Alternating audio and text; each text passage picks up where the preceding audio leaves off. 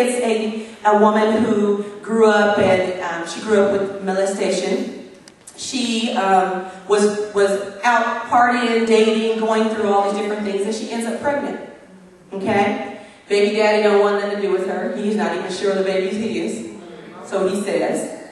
So she is asking her mother on one hand for help. Mom says, no, it's your baby, you lie in it. That's one mountain on one side. She goes to her dad.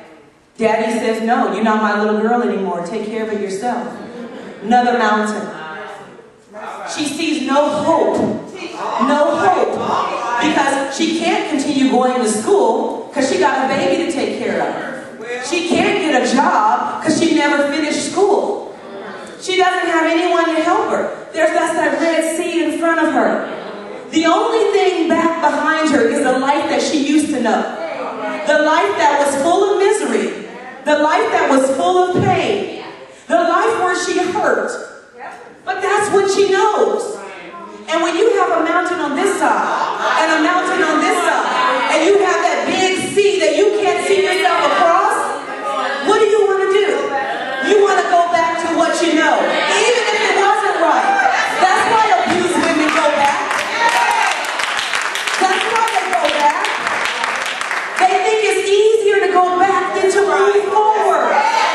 But what I want you to know is God said, stand still and see the salvation. The same God who brought you through it is going to continue to bring you through it. But you've got to have faith. You've got to stand strong. So I want to talk about standing still. I want to talk about standing up. I want to talk about standing for, and I want to talk about standing out. Okay? Stand still, stand up, stand for, and stand out. I'm going to leave you with. You say it's impossible. God says all things are possible. You say, I'm too tired. God says, I will give you rest. You say, nobody really loves me. God says, I love you. You say, I can't go on. God says, my grace is sufficient. You say, I can't figure this out. God says, I will direct your steps. You say, I can't do it. God says, you can do all things.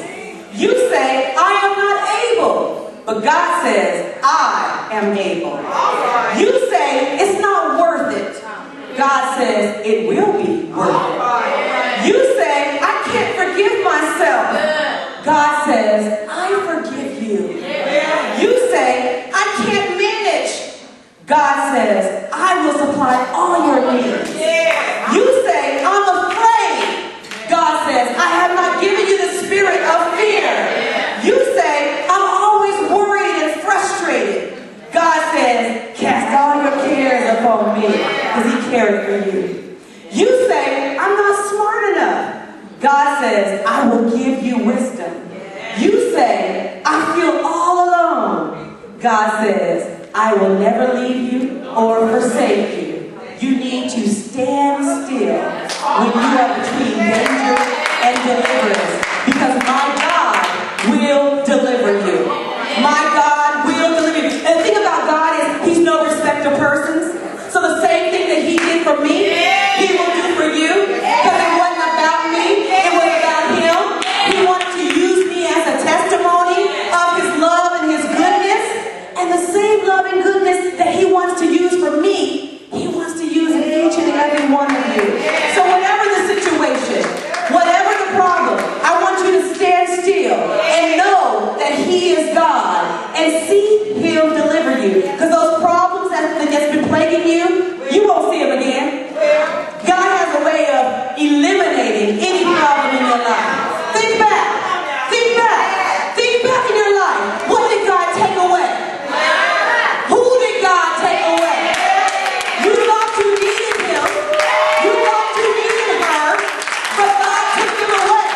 You didn't understand it. You were angry about it. But you're the better for it. Because God is a jealous God, and he wants